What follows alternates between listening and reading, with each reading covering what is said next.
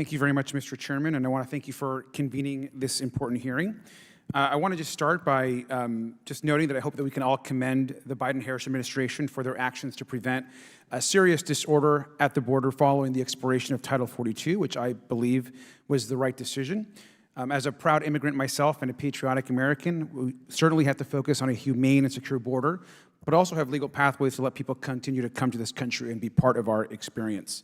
We know that immigrants make our country stronger, and we are a nation of immigrants. Congressional Democrats and President Biden have taken clear actions to improve border security.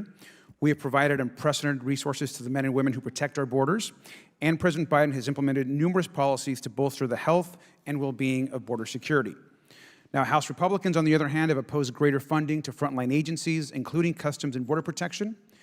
And House Republicans have called to defund our federal law enforcement agencies, claiming oftentimes and weaponizing them to further political agendas.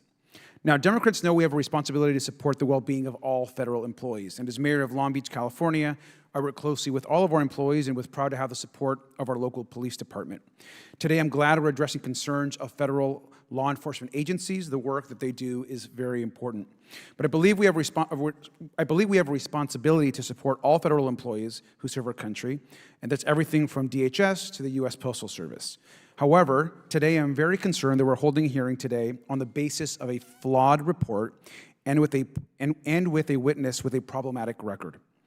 Now, Mr. Cuffari is a witness who repeatedly refused to comply with this committee's requests for meetings and information, and he sought to block congressional oversight at every turn. It is actually ironic that we are dealing with a politicized and problematic report, given his own department's staff morale challenges. Now, on September 23rd, 2022, a letter was published that was drafted, and I quote, by concerned DHS OIG employees representing every program office at every grade level.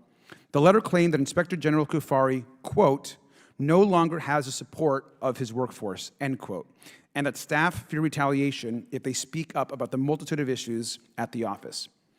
Staff made the startling claim that DHS OIG, quote, will continue to fail under the IG's disastrous leadership, end quote. Now, the concerns about this witness go on and on, from his resigning under ethical concerns earlier in his career, allegations of deliberately delaying essential oversight reports, and alerting and covering up critical investigatory facts. Now, we all know that the Inspector General is currently under investigation by the Council of the Inspector General on Integrity and Efficiency, CIGI. Now, but rather than cooperate with legitimate oversight efforts, the Inspector General has filed a lawsuit against CIGI in a desperate attempt to escape scrutiny or consequences for failures and transgressions. Now, it is unacceptable that the individual entrusted to investigate fraud, waste, and abuse in our third largest executive department believes that he is above the law, believes that his office is above scrutiny from Congress, and believes that he is beyond reproach for his own potential perpetrations of fraud, waste, and abuse.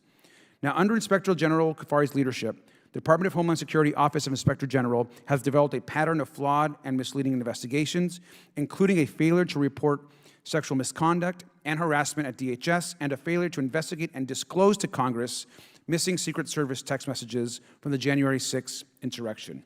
I would also like to briefly address the report on which this hearing is based, a report that is misleading, non-representative of the broader agency, and deeply flawed. The DHS Office of Inspector General claimed that the purpose of their work was to gain insight into staffing. Instead, the report made sweeping generalizations about morale at CBP and ICE. The report has mathematical errors and misleading tables and graphs. DHS OIG even states that their work was conducted in accordance with, quote, generally accepted government auditing standards, with the exception of data reliability. And I don't know about all of you, but with the exception of data reliability seems like a pretty big exception to me. Now, we need an IG in place at DHS who is able to perform high-quality audit work with integrity, objectivity, and independence, or we will never have the accountability and transparency that we need and that we deserve from this agency. We should expect better. I look forward to this hearing only for the opportunity for our members to raise long-standing concerns. We have serious challenges to address at our borders, and I look forward to building solutions to address them. Mr. Chairman, I yield back.